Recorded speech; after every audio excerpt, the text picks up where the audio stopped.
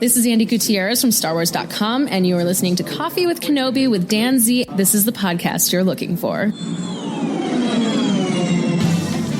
This is Ashley Eckstein, Ahsoka Tano from Star Wars The Clone Wars and Star Wars Rebels, and you're listening to Coffee with Kenobi with Dan Z. Joining us today for a very special Coffee with Kenobi to talk about and celebrate the ending of Season 2 of The Mandalorian, Chapter 16, The Rescue, are our MVPs of Coffee with Kenobi. First, we're going to bring in Tom Gross. Well, hello, everybody. It's great, as always, to be on the show. Oh, boy. Looking forward to this conversation for sure. Been kind of holding my breath. Yes, we, as always, we have not talked at all, even text in person. Of course, we don't really see each other, or in any way, shape, or form, because we've been saving it for the show. We also have with us to help, who has also been someone who we've not shared anything with until now, Mr. Cory Clubb. Hello there. I'm glad to talk this with you guys. And oh boy, I feel like I've been holding it in. It's like just experiencing it, but also having played D&D online with you guys. I didn't talk at all, but it was fun. But this is a big episode.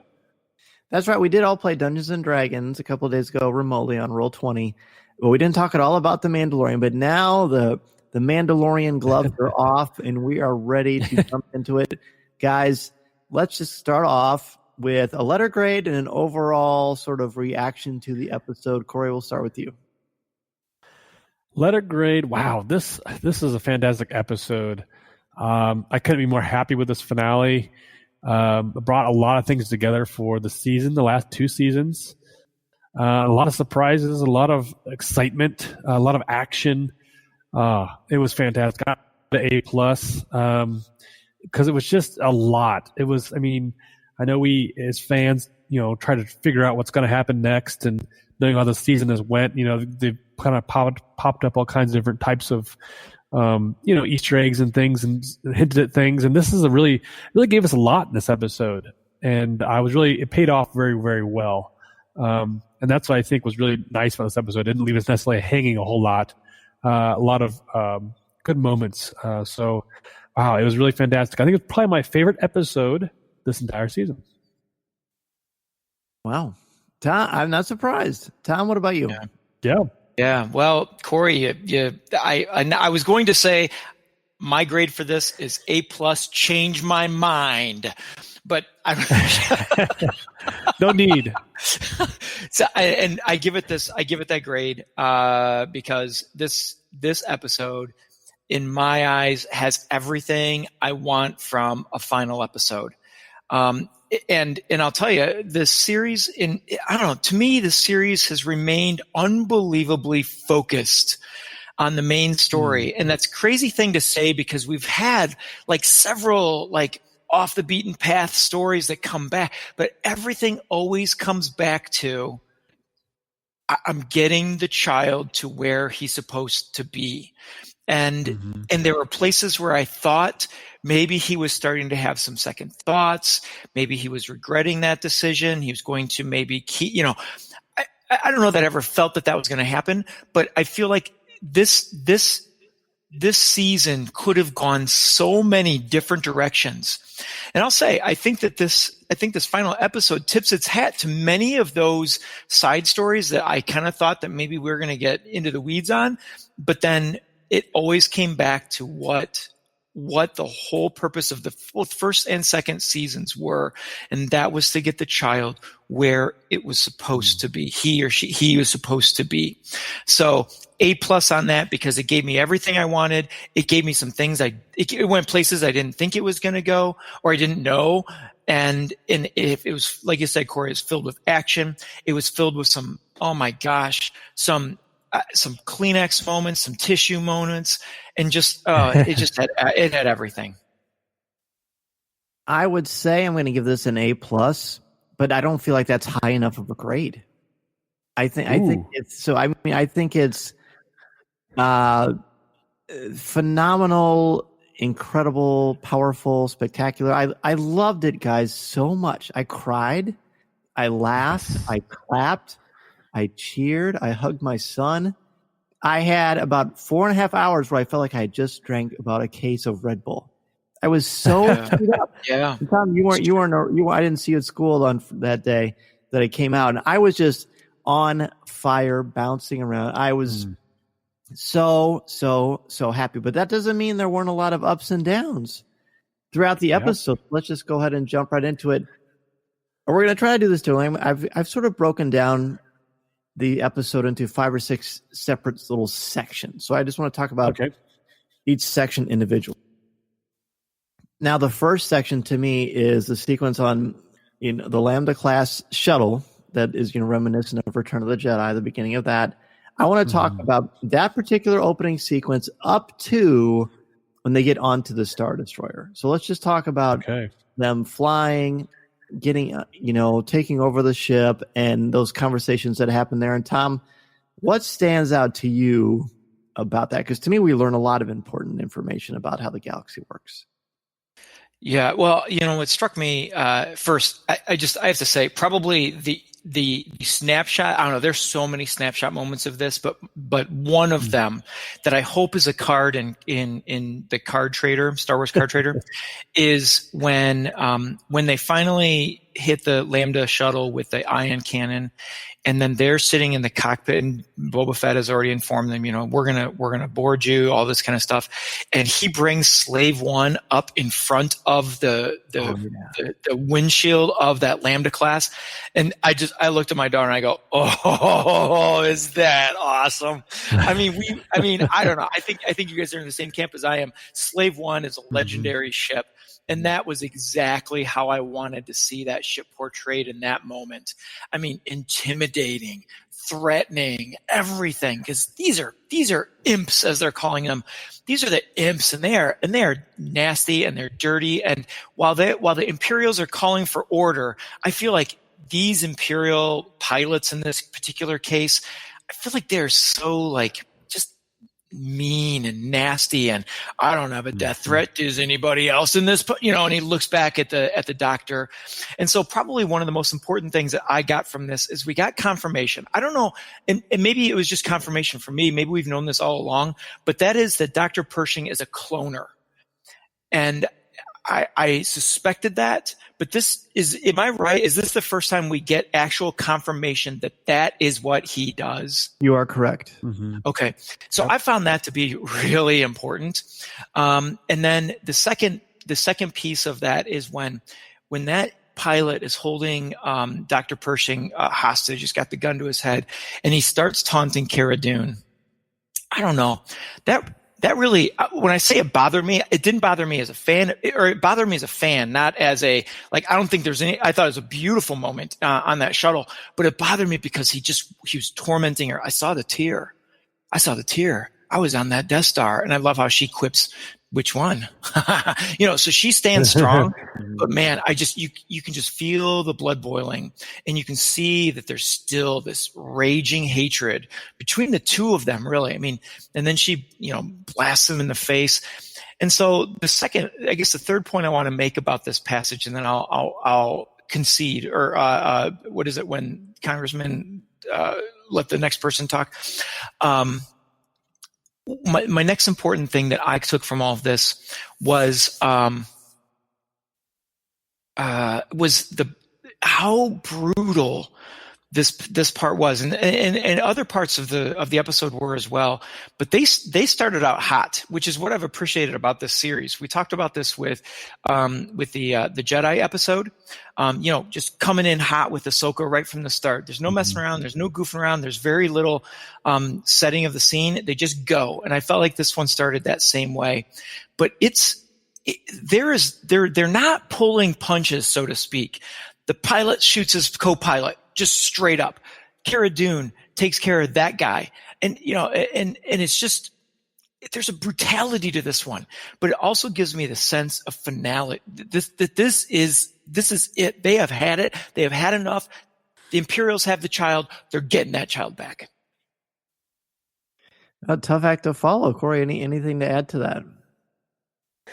Yeah, I agree with you, Tom, it being brutal. And you always hear about the debate of the personnel and the Imperials on the Death Stars that had lost their life with the explosions, obviously, and tend to kind of forget about that sometimes. And this guy obviously is passionate about that. Like, hey, I was part of this too, and I've seen my fair share of deaths and whatnot. So there's a kindred moment there, I think, for both sides, and you kind of have to pick and choose. They kind of give the audience a chance to say, well, what side are you going to root for?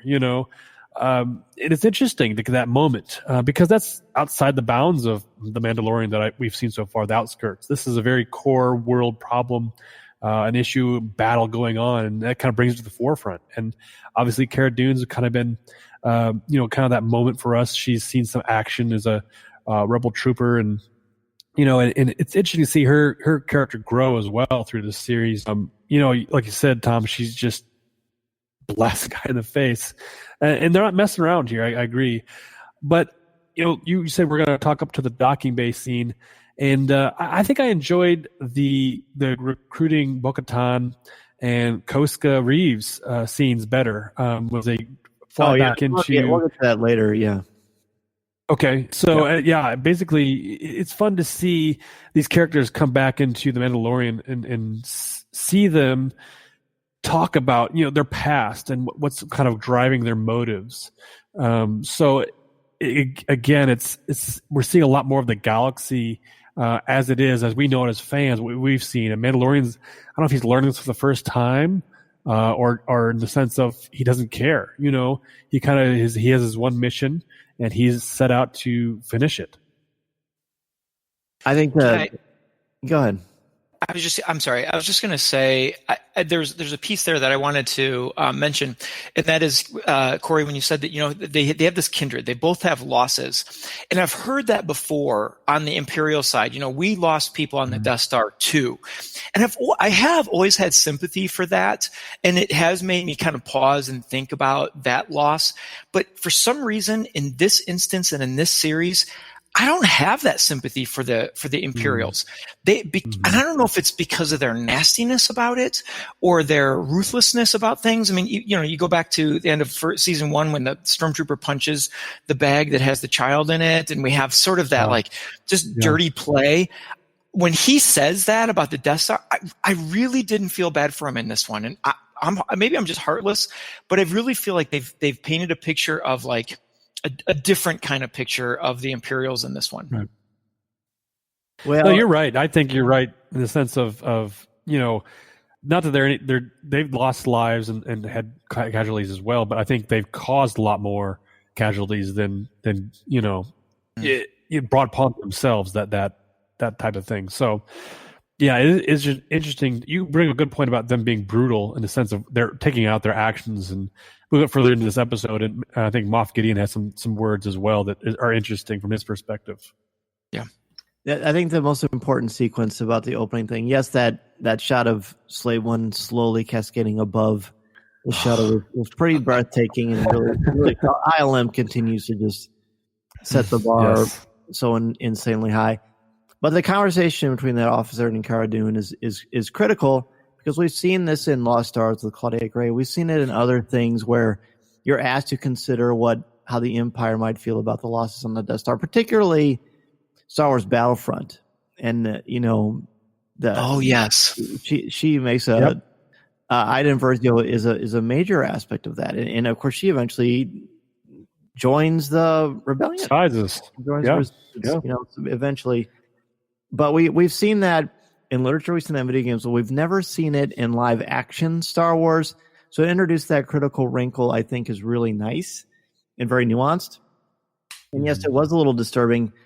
Honestly, it's a little tricky, because this shows me that Star Wars is being made in the 2020s. You know what I mean? Because when Star Wars was created, George wanted very clearly to delineate between good and bad. He didn't want to be moral ambiguity. He was very clear about he wanted good and bad, because it was set during the Vietnam conflict. So now we've introduced new wrinkles, which shows that Star Wars just kind of evolved with the time. So good, bad, or indifferent, I think it's important, and I think that it's interesting. But obviously, then we know the direction. It looks like Dr. Pershing is going to help them, and he sort of disappears in this episode after he shows them how to get into the thing. But I guess that's really not that important. you've got to be specific and exact with the storytelling when you've only got 46 minutes and you've got to wrap up the season. So we go, and Cory, you mentioned earlier, they go to a planet. The one challenge has always been this way for the Mandalorian is we never really find out what planets they're on. So that's, to me, as a Star Wars fan, that's a little frustrating because I like to know, but eventually it will come up. So they go down. He goes to recruit Bo-Katan, and then Sasha Banks' character, it was Casca Reeves, is that her name? Casca Reeves, yeah. Yeah. And so something fascinating happens. They walk in, and there's this wonderful sequence. Talk about wanting a top card of Boba Fett and Din Djarin standing next to each other. Right inside a cantina, like Mason said, hey, remember the very first episode of season 1? A Mandalorian walks into a cantina. Now he's walking in with Boba Fett. I'm like, wow, good call. So I walk over there, and there's a very interesting exchange. There's a lot of sort of one-upsmanship between these four Mandalorian-clad figures. But Tom, one of the things that I think kind of gets a little bit confusing is suddenly we're like, wait a minute, Boba Fett isn't a Mandalorian. He was Mandalorian, now he's not Mandalorian. What do you make kind of what's going on with that? Yeah, that got kind of tricky. But my mind is stuck on your intro of this scene, and it only brings to mind the opening of a joke. A Mandalorian walks into the bar with a clone and a rebel jump trooper. But yeah, so yeah, we kind of scratched our head on that one because he doesn't when he's called out, he doesn't try to argue. He just says, "This is my father's armor," and like I would have thought that he would have done the same defending there as he attempted to do with, not attempted, as he did with Din Djarin, where he brings up the line, and not so much that he'd show the family line, but just say, "Hey, my father fought in the Clone Civil, or in the Mandalorian Civil War," but he didn't do any of that, and it is a little bit of a head scratcher. Other than I have to wonder if there has been, or I'm sorry, not has been, but knowing his background. As a clone, if there's something there that's just deeper that he decided not to pursue that, and at the same time he wants to get business done. He's fulfilling a duty to get the child back. So why are we messing around with these two? It seems to me that there could almost be like a history. I mean, who knows what Mandalorians know about Boba Fett, But I mean, that sequence when Bo-Katan says, I've heard your voice 1,000 times. I love that part. We do get confirmation that this is not new armor. This is, in fact, Jango's armor that's been repainted. So I think that's cool. And it does stand the reason that Boba Fett, Mandalorian isn't a religion, it's a creed. So Boba Fett didn't take that creed. His father was murdered in front of him by a Jedi. So he has a different agenda, and he's had a very, very rough life, and we see that in the Clone Wars. And we're going to talk about Boba Fett towards the end of the show, of course. But Cory, you mentioned that you liked this sequence a lot, sort of the conversation, the banter. There's a really cool fight sequence. Go ahead and walk us through that. Not necessarily a summary, but just kind of things that you think are important. Yeah, I think it's important to know that Bo-Katan is very much a loyalist to the Mandalorian livelihood. And you can see that through her actions, her speech. Obviously, she's very much has a mission to get the Darktrooper back, and in combat, as we know how that's won. So this cantina scene purely is about Boba Fett versus Casca Reeves, and then Bo-Katan only caring about getting Mandalore back. And the Mandalorian flat says, "Look, you can have whatever. I don't care. I just want the kid. I just want to get the child. That's all I'm focused on." And then they all agree to unite and go together because they all have, the enemy of my enemy is my friend. Although none of these people are enemies, they just have, as you said, Cory, they have different sort of motives, but the similar end goal in sight, and they want to bring peace, and they want to get rid of the Empire. They all have different reasons to dislike Moff Gideon or to dislike the Empire. There's no doubt about that. So we come up with this plan.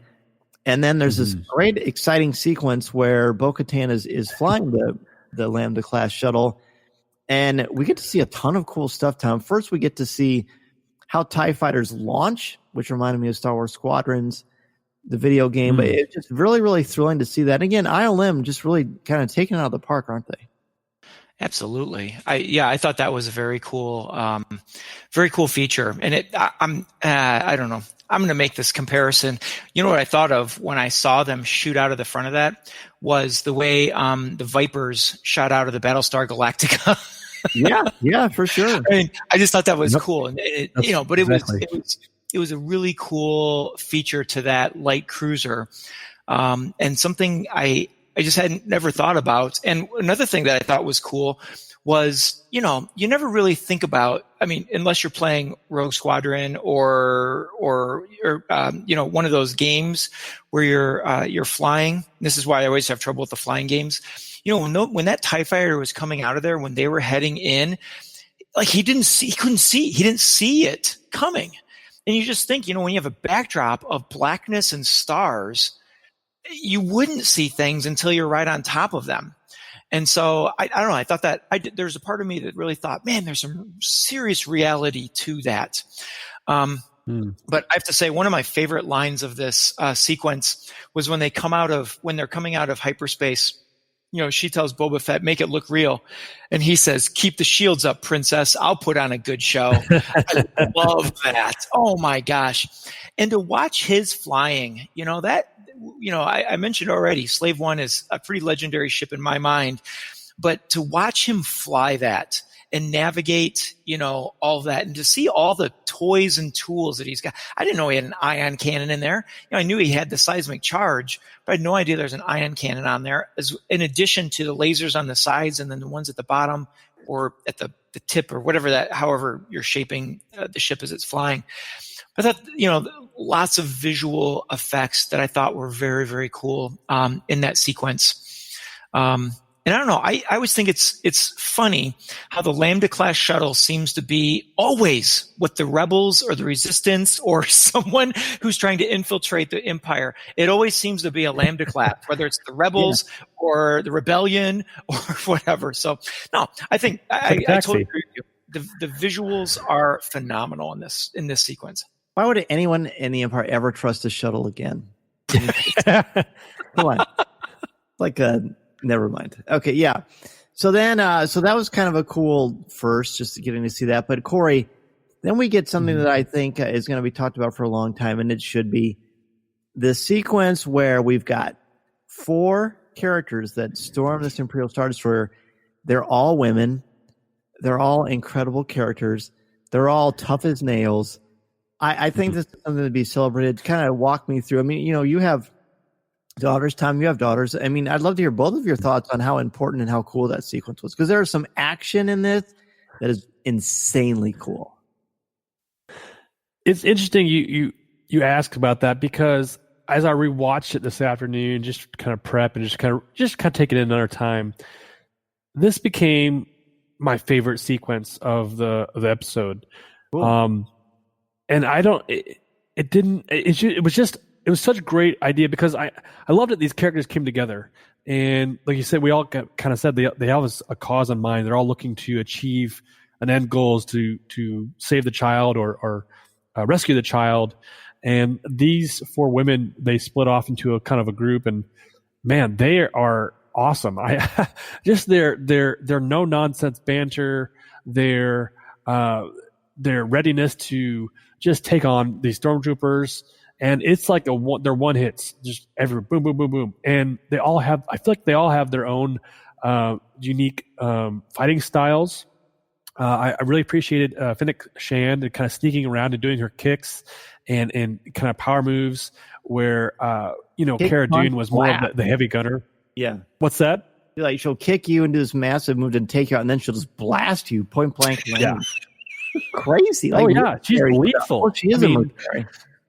Exactly. These are all characters who have seen many battles. That's the thing. It's like they're not messing around, like we said before. Like they're mowing these guys down and use their jetpacks. I love the sequence where they got off the ship, and I think it's Bo-Katan takes out her grappling hook and takes one guy up, and then Casca Reeves does like a knee kick with her jetpack. Oh man, what an awesome like that's the thing too. These characters and these performers are on top of their game. I mean, I wouldn't expect these actresses to not be doing the stunts themselves. I mean, honestly, they're just all powerhouses and definitely get the job done. But this was one of my favorite sequences, them just moving through the ship and moving towards the front of the ship to meet up with what their plan was basically. So really cool sequence. I really love this. Again, like you said, Dan, this is something we have never seen in live action Star Wars before. 4 female characters just taking ownership of what they do best. There's like those sequences, like her doing that shot, like right through that circle, Fennec Shand, all the cool stuff with the Mandalorian jetpacks. That great sequence where that stormtrooper falls through that looks like a force field, but they just kind of float right through space. This brutality, wow! It was almost like a ballet, though, to a degree, wasn't it, Tom? It sure was. I wrote down in my notes the Quartet of Doom. I mean, they were. I mean, I'm just sitting here thinking, I mean, take Jedi out of the picture. What 4 other fighters do you want to have, in your invasion team, And so, I go back to, so when I realized what was happening, first, it didn't quite hit me right away. And it was about when they got to that cargo room that I looked, I'm like, wait, no, I'm sorry. It was when they were on the bridge. And I was like, this is all women. And I looked out of the corner of my eye at my daughter. And then when they got into the cargo room, I like watching her face, and she was like, oh, ugh. It was like me watching Rocky movies at her age. Oh, cool. And she says to me, she goes, why are they like kicking and stuff? Why aren't they're just shoot them. And I said, why do you think? I said, you tell me, why do you think? And she's like, show off? I said, if you could do that, wouldn't you show off too?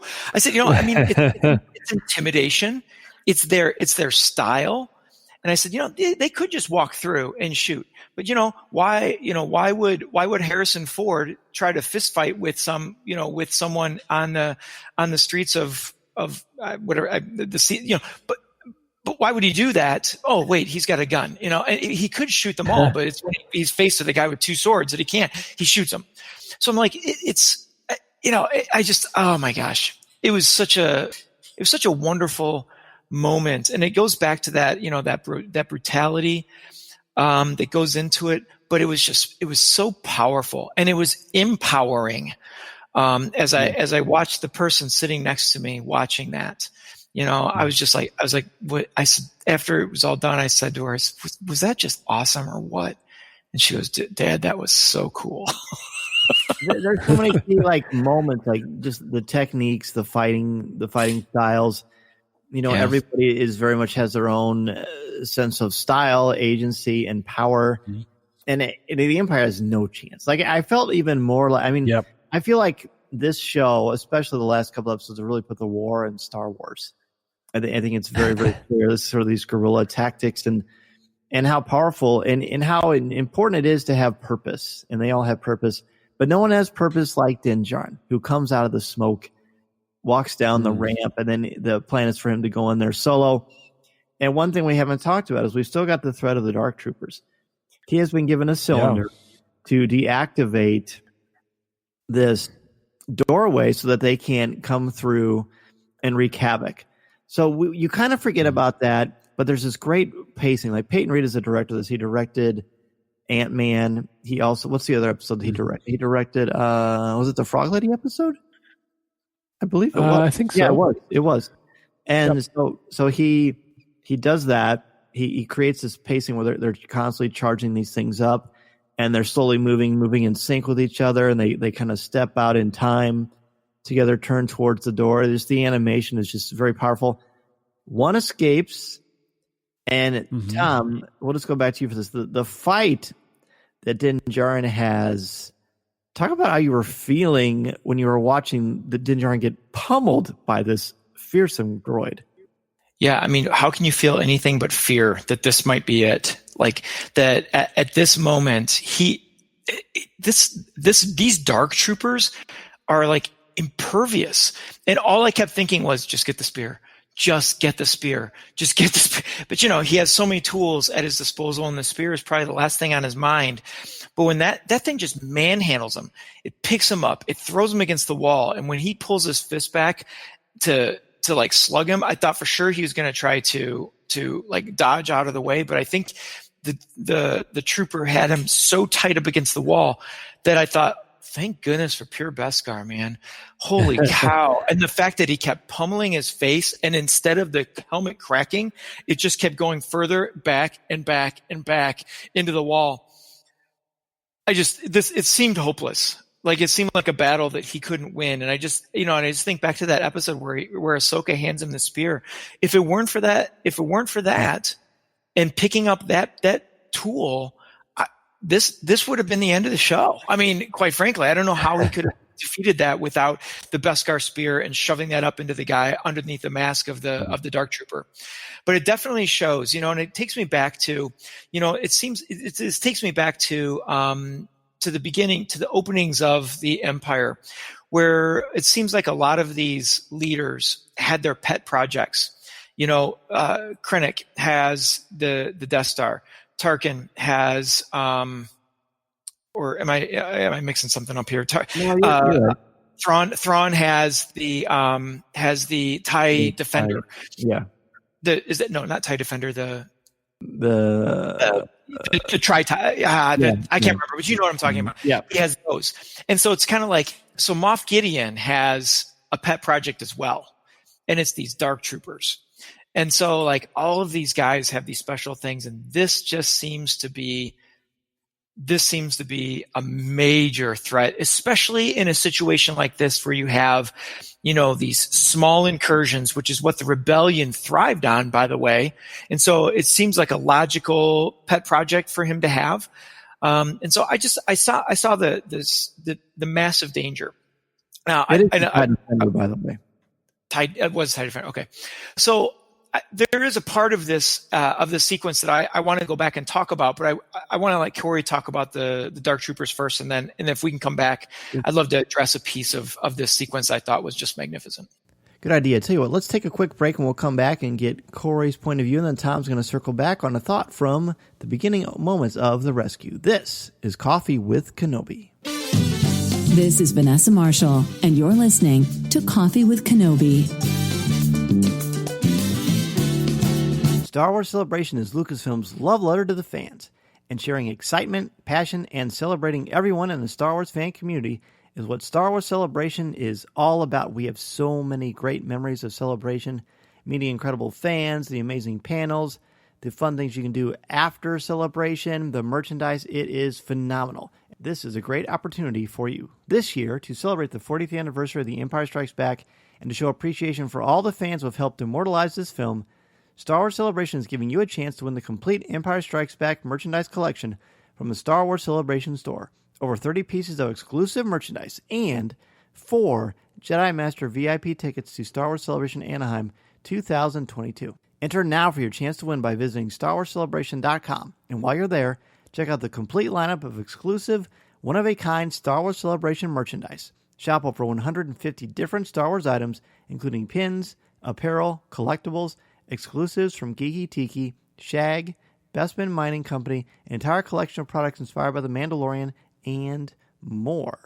Head to StarWarsCelebration.com to enter for your chance to win now or through December 31st. Good luck, and may the Force be with you. No purchase or payment of any kind is necessary to enter or win this promotion. Void where prohibited. Open to U.S. and U.K. residents of 50 U.S. states and D.C. 18 plus years. Limit 1 entry per person per drawing. Odds depend on number of eligible entries. Drawing begins 5 p.m. Eastern, 12/11/20, ends 11:59 Eastern, 12/31/20. Official rules and entry available at www.starwarscelebration.com. Sponsored by Reed Exhibitions, a division of RELX Inc.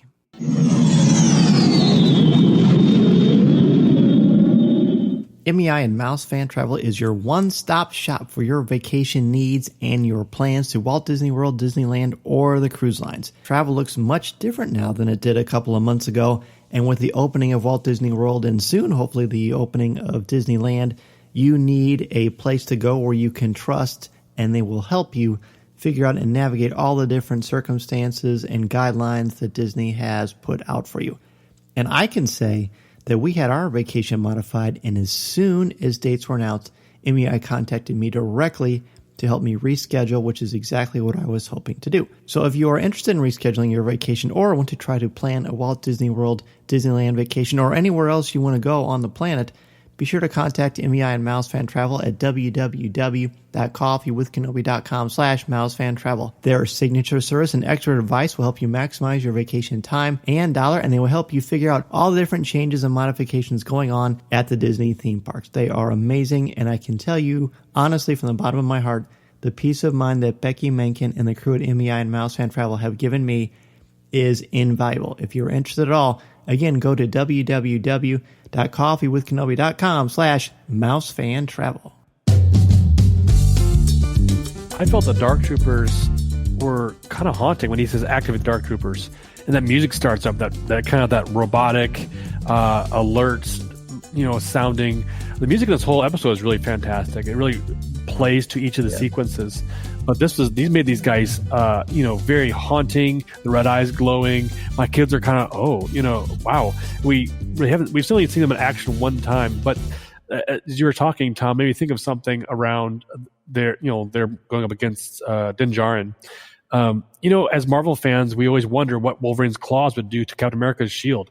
And this is kind of one of those moments, these guys are made out of, tough armor, alloy of some sorts, Beskar maybe, and Mandalorian has Beskar on, and he's got the pure Beskar, spear. It's just almost like these powers of, two strong things going up against one another. What's going to win, And it's really interesting. And he does struggle with this thing, just one of them. And it's just fascinating to see this sequence play out. He tries fire, he tries his rockets, he tries everything, and nothing's really working. So it's really kudos to, kind of playing out through the other episodes and using all his tactics and things. But I love this fight. It was really cool and very, very ominous as far as Dark Troopers go. And I like their design.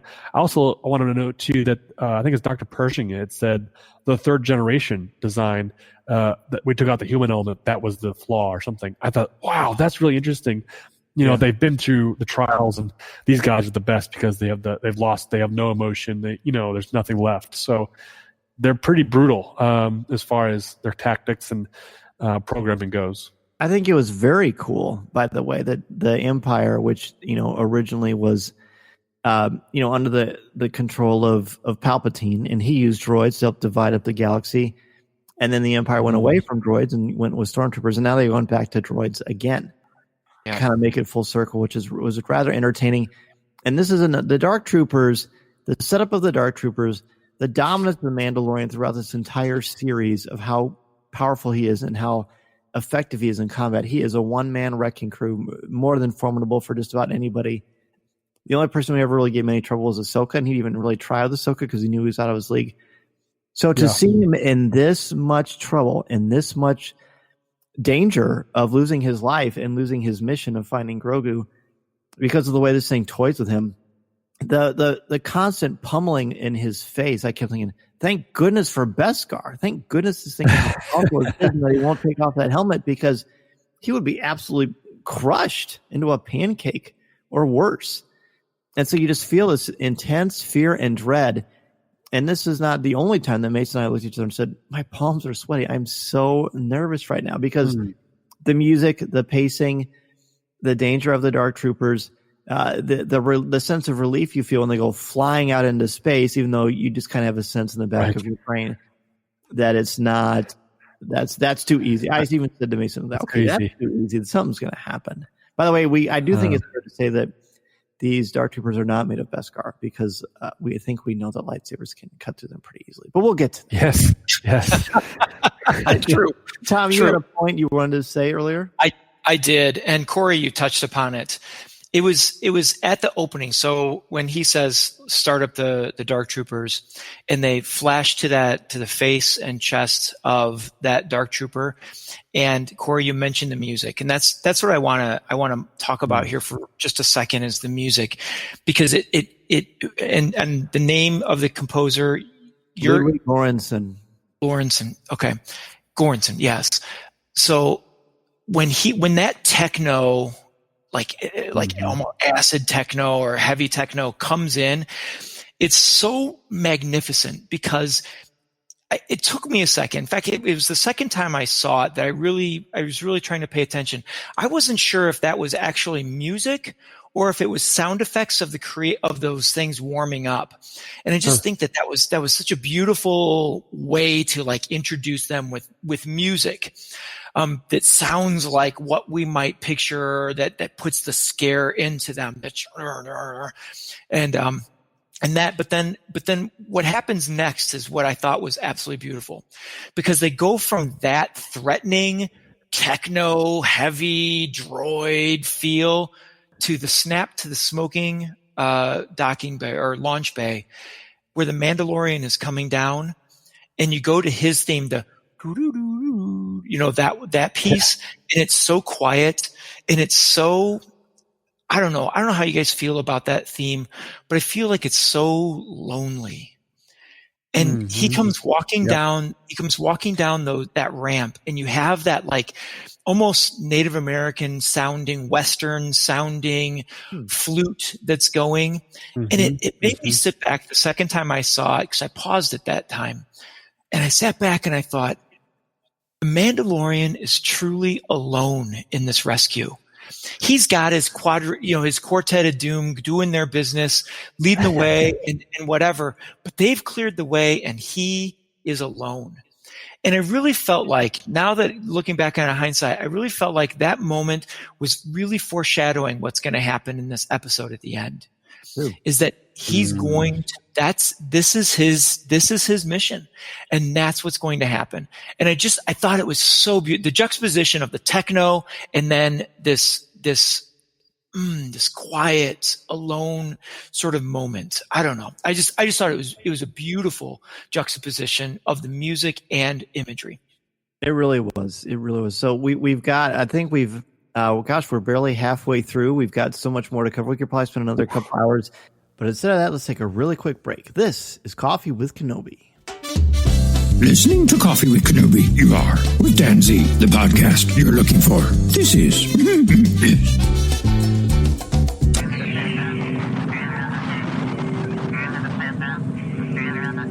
As we near the end of the show today, I want to thank each and every one of you for taking time out of your busy schedule to have a cup of coffee with me, and for helping to spread the word about our Star Wars family we've got here at Coffee with Kenobi.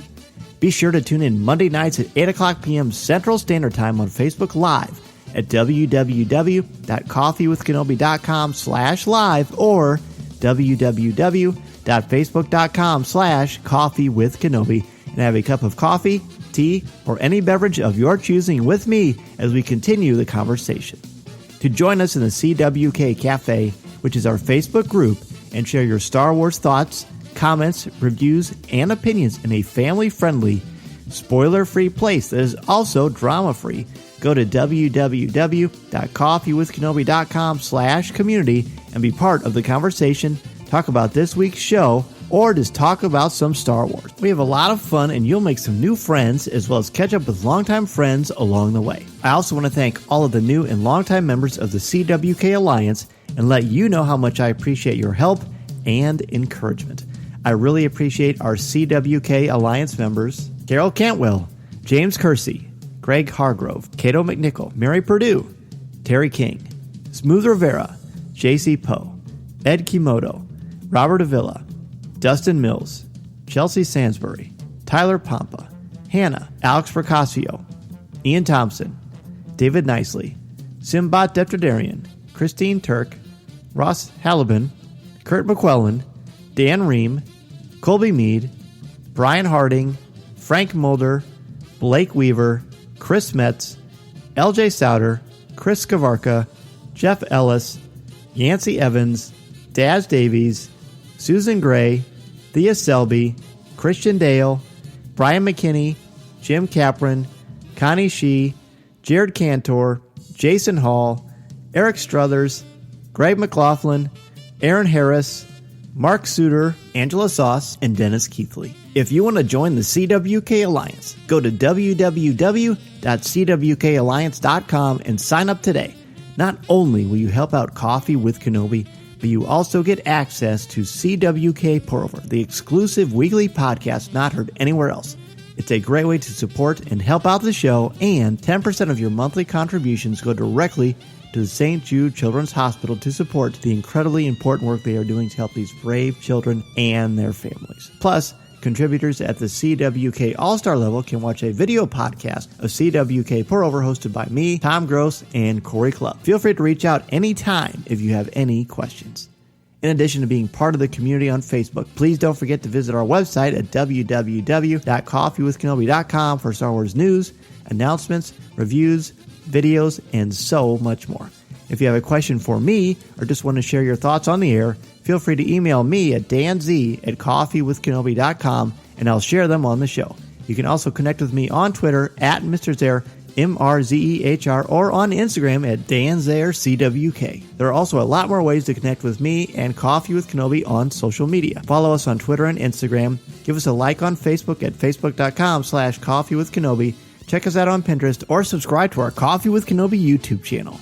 On our YouTube channel, you can find Facebook Live video, different interviews throughout the years, highlights of video coverage throughout the Coffee with Kenobi history, and the audio podcast itself. You can order my book, The Star Wars Book, which I co-wrote with Lucasfilm's Pablo Hidalgo and Cole Horton, on Amazon, Barnes & Noble, Target, Books A Million, Walmart, or anywhere books are sold. You can also find my writing on Coffee with Kenobi's website, as well as StarWars.com, where I am an official blogger there, and on IGN, where I contribute occasionally to articles about Star Wars, as well as other popular culture topics.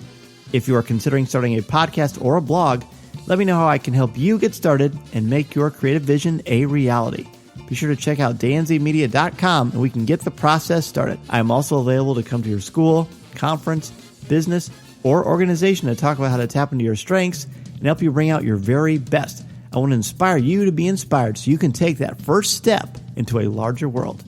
Thanks as always to our Coffee with Kenobi sponsors, especially MEI and Mouse Fan Travel, our travel partner and your one-stop shop for all things Walt Disney World, Disneyland, the Disney Cruise Lines, or anywhere on the planet you want to go on your vacation. Please go to www.coffeewithkenobi.com/mousefantravel to book your magical vacation and help support Coffee with Kenobi in the process. If you like the show, please tweet out that you're listening, share it on Facebook, or invite your friends and family to tune in and share a cup of coffee with us.